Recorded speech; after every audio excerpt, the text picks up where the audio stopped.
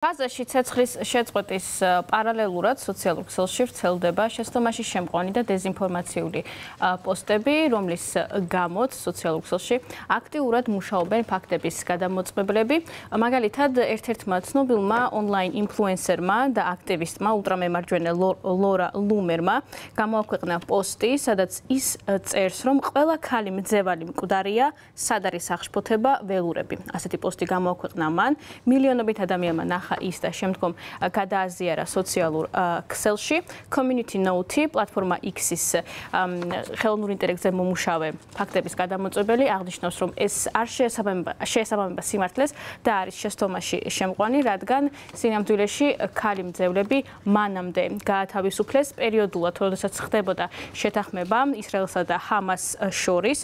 2023 წლის ნოემბერში პირველი ცეცხლის შეწყვეტის დროს ჰამასის ტყვეობიდან რამდენიმე ბავშვი და ქალი გაათავისუფლეს, ასევე კიდევ ერთხელ გათავისუფლდნენ ქალები 2025 წლის იანვარში.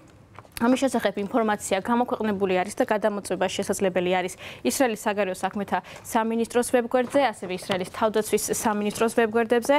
დასავლური მედიაც აქტიურად აქვეყნებდა ამის შესახებ ინფორმაციას. ისრაელის მთავრობის ოფიციალური მონაცემებით, ასევე მძევლებისა და დაკარგულთა ოჯახების ფორუმების მიხედვით, 7 ოქტომბრის შემდგომ, როდესაც ჰამასი თავს დაესხა ისრაელს, გაიტაცეს 251 ადამიანი და დაახლოებით 92 იყო მათ შორის ქალი. სიტყვა დაახლოებით იყენებენ, იმიტომ რომ შეიქმნა კონკრეტული პრობლემა და ქაოსი, რადგან რამდენიმე ქალს ჰქონდა ორმაგი მოქალაქეობა.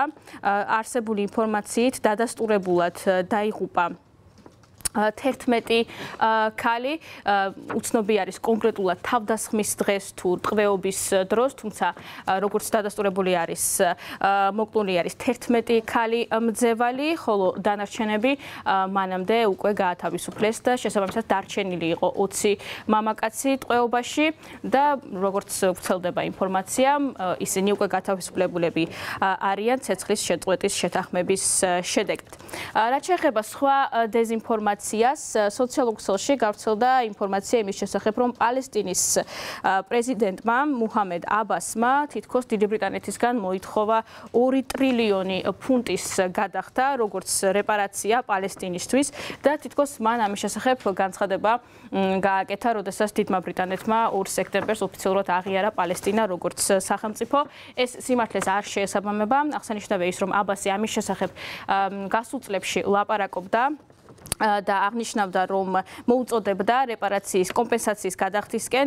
ის ამბობდა, რომ 1917 წლის დეკლარაცია არის ერთ-ერთი მიზეზი, რის გამოც შეიქმნა კონფლიქტი პალესტინასა და ისრაელს შორის, რადგან მაშინ დიდმა ბრიტანეთმა დაუჭირა მხარი ებრაელების სახელმწიფოს შექმნას.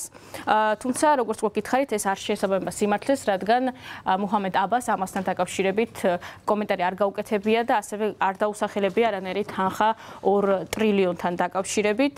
ბოლო ინფორმაციით აბასი მიესალმა ამ გადაწყვეტილებას დიდი ბრიტანეთის და როგორც ამ განცხადებაში არ არის აღნიშნული და არ არის ლაპარაკი კომპენსაციასთან დაკავშირებით.